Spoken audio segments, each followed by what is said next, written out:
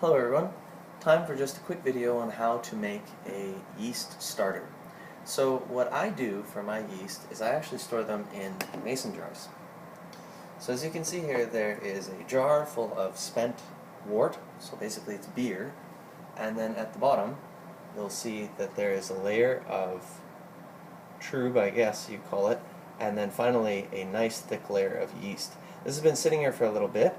This is Yeast 1469 West Yorkshire Ale. So I revived this from a smack pack that was over a year old and was able to do a couple of starters. I notice I have marked on here the last starter was September 13th and today is the 22nd, I think. Anyway, so I'm getting ready to brew a batch of beer, so I'm going to take half of this yeast and I'm going to put it in another starter and I'm going to save the other half and maybe ramp it up as well and then put it back in the fridge and store it for a future batch as well. So what we'll need is we have a scale here, can't see it too well, there it is, and we have a coffee glass stovetop maker and a funnel, some DME or dry malt extract that I get from a brewing store, and some yeast nutrient, again from the brewing store.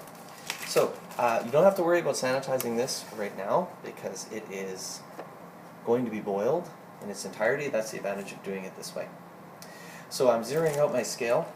What I'm going to do, because a mason jar is about a liter or a quart, I'm in Canada here, so a liter is what makes sense to me.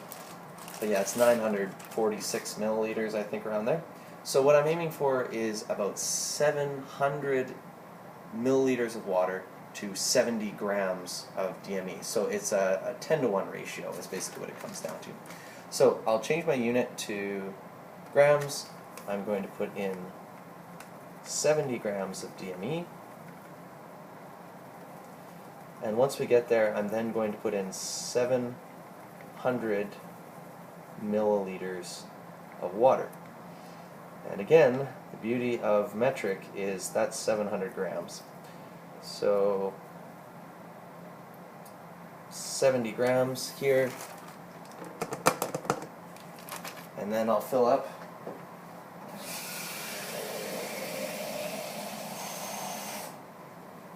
some water, and I'll fill this up until it says 770. The purpose of doing it in a coffee pot is it's a different type of glass which you can actually boil on the stove, whereas a mason jar, I've never tried it, but I don't think it would go too well. We are at 680.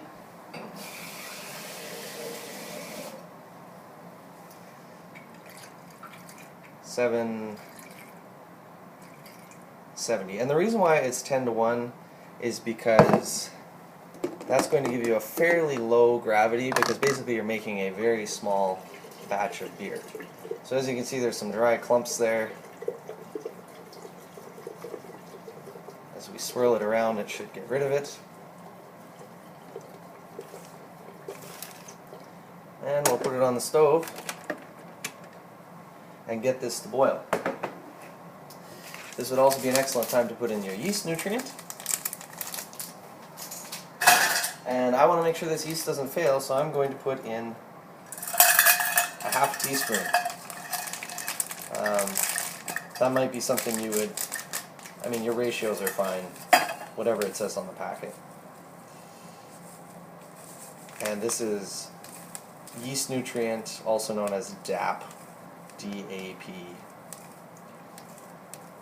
Alright, that's about a half a teaspoon. Pour that in. And we're going to let this boil. Okay, while this is coming to a boil, we're going to deal with the previous yeast. So what's happened here with this yeast is, again, this is beer, this is true or whatever, and this is yeast. So what we want to do is split this yeast in half in order to use about half of it to make a starter, and the other half I'll make another starter and then I'll store that, because I'm going to be doing a batch in about 48 hours. So what I'm going to do is I'm going to drain about half, or the vast majority of this beer off of the top, and then I'm going to mix it up and then pour about half in here once we're ready for it. So the first thing is we have to get rid of this beer.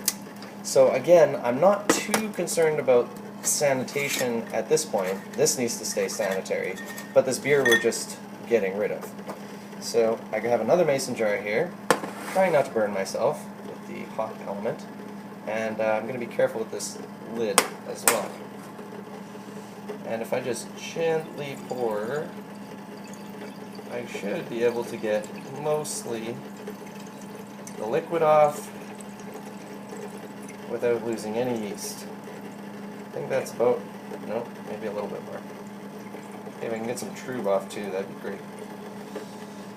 Alright, there we go. Lid back on. Alright, we'll set that aside for now. So as you can see, it's kind of mucky business there. And this is technically beer? Question mark? It's not very good beer. It's just extract that's fermented out, but it definitely is beer. So we're going to throw that out. Alright, so one more thing we can do is, as you can see on here, we still have a great deal of yeast on the bottom, a cake, if you will, and liquid. So we need to get all of that yeast off the bottom, suspend it into liquid, because we're going to take about half of this and pour it in here once it's cooled.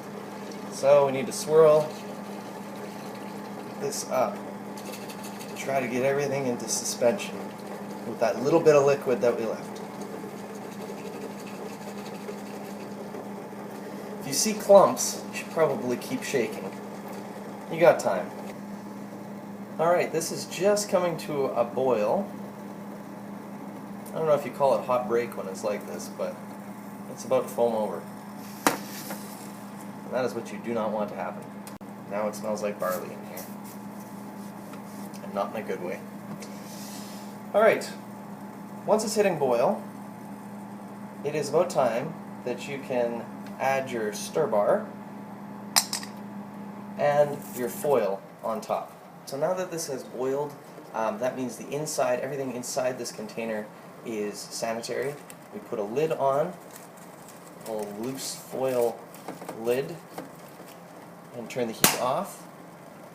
That means that everything inside here should basically have no bad bacteria or yeast in it. We'll move it off to the side, and what we have to do is let that cool to room temperature before we can pitch our yeast and put it on our stir plate. So this needs to be room temperature, and so does this.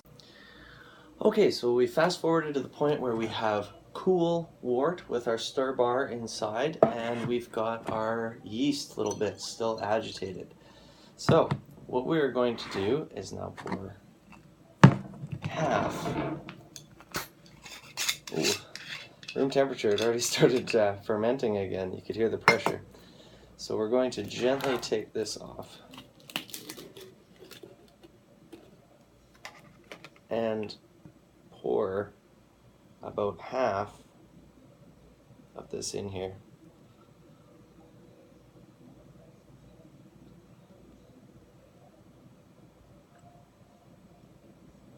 Alright, maybe a little bit more.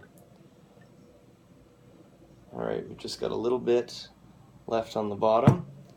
Lid back on. I'm going to make another starter with this, but you don't need to see 2 videos of how to make a starter. Put this back on very carefully. And again, we've got our stir bar in here somewhere, and I've got my stir plate that I made out of an old fan and a magnet out of a hard drive. Once you get that on there,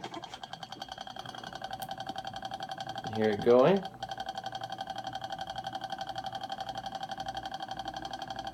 And we will do that for the next 48 hours. This keeps it agitated, keeps oxygenation going in, or oxygen going in a little bit, but more than anything, it just keeps the yeast suspended and keeps it fermenting in that wort. So 48 hours from now should apparently be number one as far as quality and quantity, and ready to pitch into a full carboy of beer. So again, the rest of the stuff I'm going to sanitize, make another batch, and do the same thing shortly. And I hope your yeast starter works really well.